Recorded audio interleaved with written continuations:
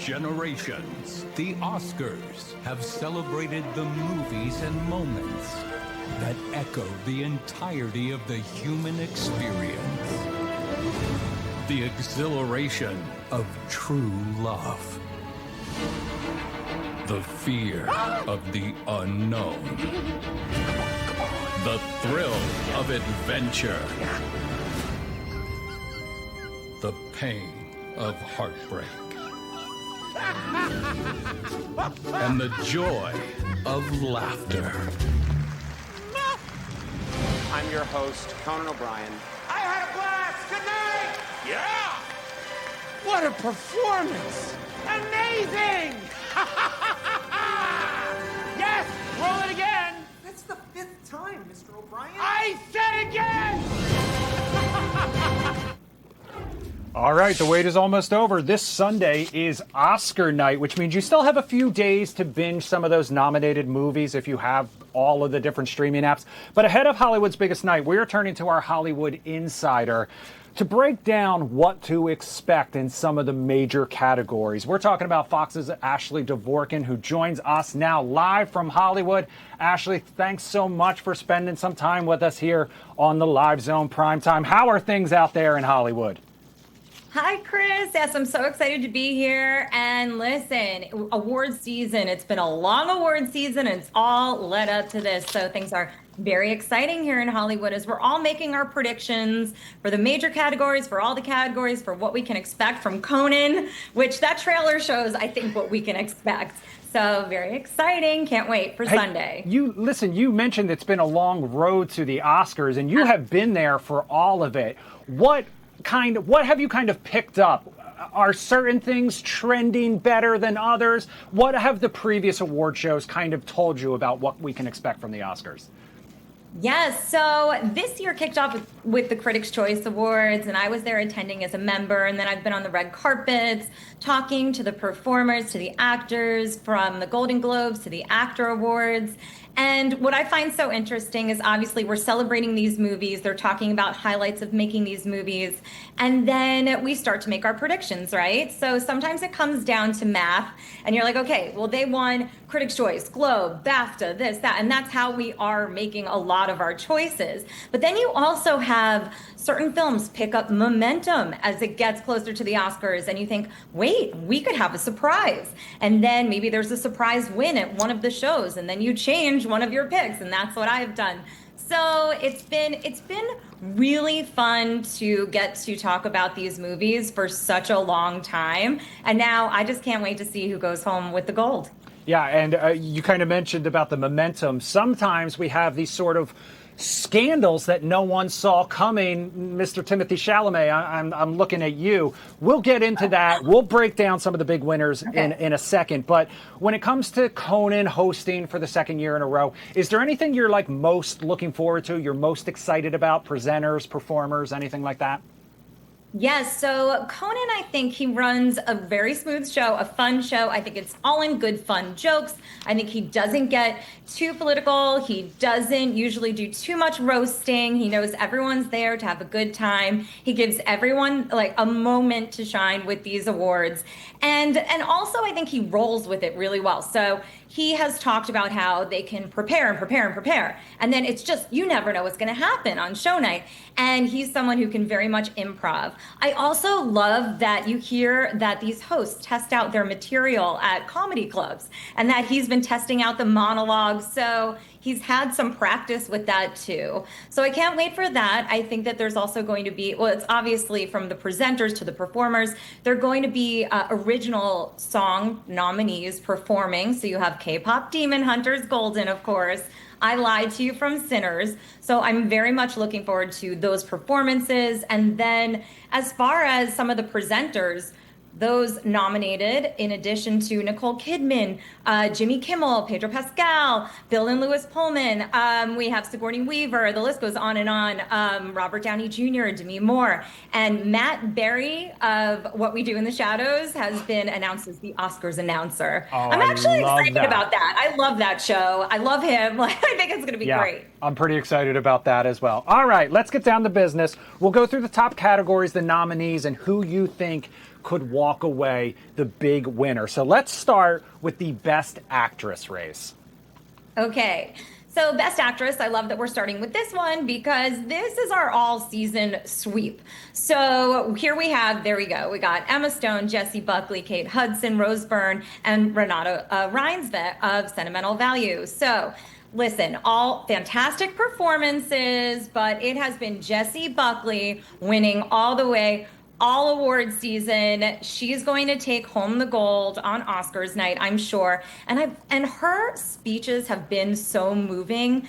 I can't wait to see what she has saved for her Oscar acceptance speech, because I'm pretty sure she knows that she's going to be delivering that on Sunday night. And I 100% agree with you, regardless of her feelings about cats, which I'm not sure if you saw that resurfaced interview. As a cat dad, that struck me deep and to my core. Now, two things about this category that stand out to me. One, Rose Byrne, if I had legs, I'd kick you. Definitely a change of pace for her. Most people associate her with more of her comedic roles with Seth Rogen, between Neighbors or Platonic on Apple TV+. But the host is also in that movie. In case people out there don't know, Conan O'Brien made kind of his dramatic debut in that movie as well. So, I could picture him trying to give a little nudge to some of those Oscar voters. Yes. Well, I'm sure he's going to mention it in the monologue. I would be so surprised if he doesn't make a comment about how he is in one of these movies that's being recognized. I'm sure he'll have a moment with Rose. The other thing is that I never, ever, ever, when it comes to Emma Stone teaming up with Yorgos from Bugonia and basically every other movie she's done over the last 5 years and has won Oscars for, when I see that combo together, I feel like Oscar voters are just quick to be Yeah. Listen, it was definitely an expected nomination for sure. But then you look at this category and it's just Jessie Buckley throughout the entire award season has led the way. So yeah, we can expect that. But again, Begonia, Emma Stone, it was a fantastic movie. So we'll see what they work on next, right? Yeah, for the next Oscar-nominated film together. The next Oscar-nominated film. All right, let's move on to Best Actor now. So, Best Actor, we have Michael B. Jordan for Sinners, Leonardo DiCaprio, One Battle After Another, Ethan Hawke, Blue Moon, Timothy Chalamet, Marty Supreme, and Wagner Moura, The Secret Agent. So let me go back to something you mentioned earlier.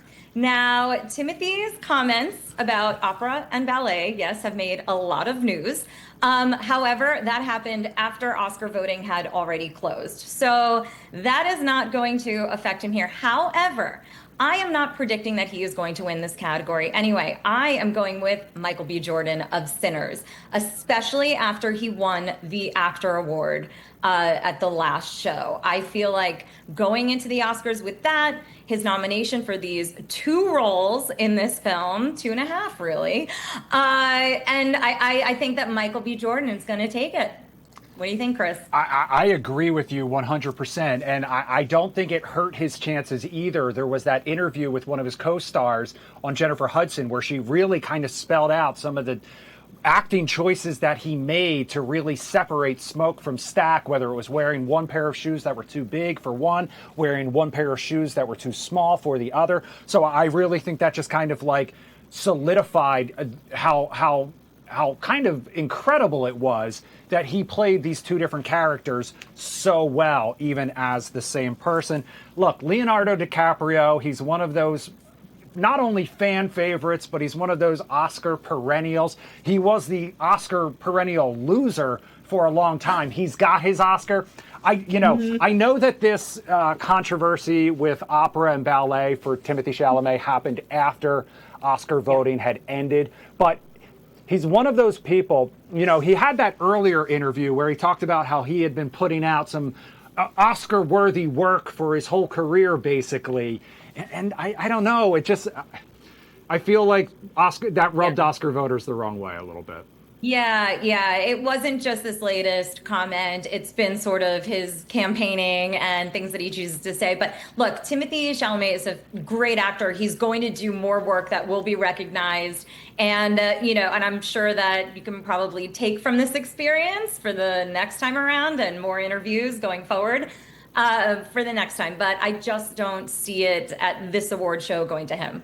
Do you worry at all that the two, Michael B. Jordan and Timothy Chalamet, could sort of split the vote and then like a Wagner Moura could slip in there for the secret agent?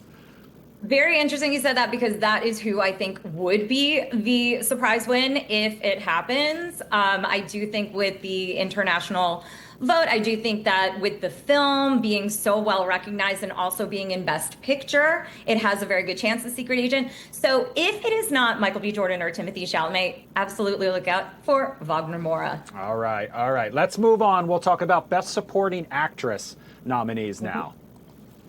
Okay, Best Supporting Actress. So, One Battle After Another, Tiana Taylor, Wunmi Musaku of Sinners, Inga Ibsdottir Lilius of Sentimental Value, Amy Madigan of Weapons, and Elle Fanning of Sentimental Value. So, this one I do think is going to horror movie star Amy Madigan for Weapons. Also, after she took the award for the Actors Awards, but it just seems she's a veteran in the industry. I think that it's also a very standout performance, as they all are. But if Aunt Gladys takes home an Oscar, I mean, that is a great feat for this horror movie. And it's the only nomination on behalf of the movie. So that is my prediction for this one. I spoke with her at the Actor Awards red carpet, and she said that she knew she could do this role when she saw it on paper, but she did not expect the amount of love for Aunt Gladys. I mean, it's one of the... Look, horror movies, especially when there's as an iconic character as hers was, with people dressing up like her. When was, I mean, not to put you on the spot, but like, when was the last time like a horror? I mean, was it Sir Anthony Hopkins with Hannibal Lecter? I mean, that was kind of a horror movie. Right, but you also had recognition with The Substance with Demi Moore, so that made it through. And I feel like more and more we're seeing horror movies. And look, horror movies are always about so much more than just a horror movie. Look at Sinners. Sinners is a supernatural vampire saga, but it's so much more than that. And so I feel like we're going to see more. I'm a huge horror movie fan. I love genre films, and I love that they are getting in more and more. So, and also villainous characters do well in this category too. So at the Oscars in some of the supporting categories. So we have that. Heath Ledger's Joker. However, the Joker, exactly. But what I will say, if it's not Amy, I think it's going to be Wunmi. Okay. I really do. Yeah, I think that this category is down to those two. Yeah, and I mean, obviously, Sinners set records with its number of nominations. Let's move from Best Supporting Actress to Best Supporting Actor now. Okay. Sinners, Delroy Lindo, Jacob Elordi of Frankenstein, Stellan Skarsgård, Sentimental Value, Benicio del Toro, and Sean Penn from One Battle After Another. So for this one, I know that you have to go, if you go with the numbers, you go with the math, you go with who has won up to this point. Sean Penn is very highly predicted to be the winner of this category, but I would say could be Delroy or Stellan with a career win. So we could see a surprise in this category, or Sean Penn could take home his third Oscar. Third? Oh, wow. I didn't realize. Yes. That would be a third for him. Look, and won again, pretty much all the awards, yeah. I know that it's never supposed to be this way, but I think it would be naive for people to say, like you said, the career Oscar, sometimes people try to make up for the fact that they got it wrong before. And in that case, Delroy Lindo probably deserved an Oscar nomination, if not an Oscar, for The Five Bloods. So I wasn't sure whether he would be like a sentimental favorite for that reason. But like you said, Stellan Skarsgård, another one that's just been turning in quality work for years and years now. Yeah, and it could be that could be a reason. I mean, look, it's the performances themselves, but when all the performances are so strong, sometimes that career recognition does factor in. All right, let's move on to Best Director now. All right. So we've got Chloe Zhao of Hamnet. We have Joachim Trier for Sentimental Value, Paul Thomas Anderson, One Battle After Another, Ryan Coogler for Sinners, and Josh Safdie for Marty Supreme. So this one, we'll go back to the math again. We'll just go back to who has won. I mean, Paul Thomas Anderson up to this point, DGA, BAFTA, Globes, Critics' Choice. He's won so much leading up to this point that it would be hard to say it is not going to be Paul Thomas Anderson. I think it could be Ryan Coogler if it is not. But I do think this award, and as we were talking about career awards, this one could go to Paul Thomas Anderson to finally give him that directing Oscar. This could also be, I mean, do you think in terms of who wins the most Oscars, do you think it could, numbers-wise alone, Sinners and One Battle After Another, are they kind of going back and forth for who could walk away the biggest winners? Yes, absolutely. I mean, I do think that between the two of them, look, Sinners is going in with 16 nominations. It already won. It set a record. It made history. It is going into this show with the most nominations ever. So we have Sinners with that amount. Now, how many wins they take, what we've been talking about, it seems like it might be between Sinners and One Battle, who walks away with the most total. All right, let's get into the big one now. We're talking about Best Picture, and of course there are the most number of nominees in this category. There are 10. And so, as we said, it really is very much coming down to One Battle After Another and Sinners. But let's give everyone their shout out for being Oscar nominees for Best Picture. So Begonia, F1, Frankenstein, Hamnet, Marty Supreme, One Battle After Another, The Secret Agent, Sentimental Value, Sinners, and Train Dreams. So it is coming down to those two. And I do think that even though One Battle After Another has been very much predicted and given the precursor awards, it may likely win, I'm going to say Sinners.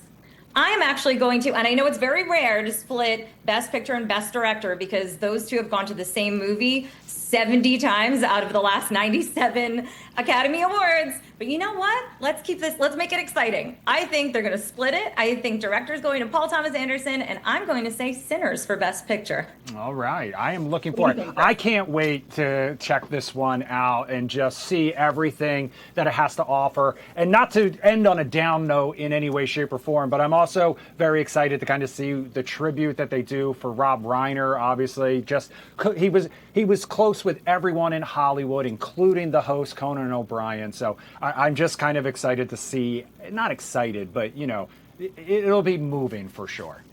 Yes, those are expected to be very powerful moments. The tributes, what they have to say as they remember these legends of the business of entertainment. Yes. All right, Ashley Dvorkin, thanks so much for breaking it down, lending us your expertise, and of course, I imagine we can expect a full recap coming up on Monday on all Fox stations. Absolutely. Yes, look for it. We'll see if I got it right. All right. Thank you, Chris. Ashley, thank you so much. Have a great weekend and a great night. You too. All right. We're going to take another quick break. We're going to leave you with this live picture from our Fox 5 Skycam. Frederick, Maryland right now, the canal all lit up. When we come back, we are going to go from movies to music because I got a chance to sit down with the bassist from the Avett Brothers. If you're not familiar, they're a phenomenal band, one of my favorites, but the bassist from the band, not just a rock star, he is also an author and a historian, and I had a chance to talk to him all about his new book, all about America's founding son, John Quincy Adams. That's coming up next. There ain't nobody here who can cause me pain or raise my fear, 'cause I got only love to share. If you're looking for truth and proof, you'll find it there. If you're looking for truth and proof, you'll find it there. If you're looking for truth and proof, you'll find it.